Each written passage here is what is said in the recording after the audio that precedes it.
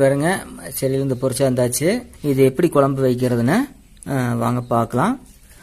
கடலைப்பருப்பு போட்டாச்சுங்க, வறுத்தாச்சுங்க. அடுத்தது மிளகாய், கொஞ்சமாக ஆயில்,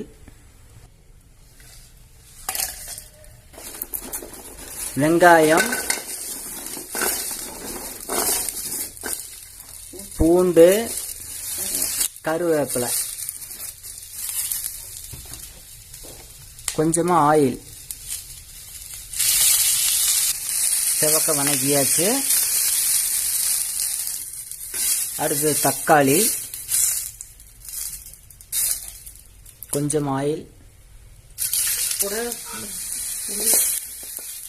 அடுத்தது சுண்டைக்காயை நல்லா வதக்கிடணும். லேசாக ஆயில் கொஞ்சம் ஊற்றி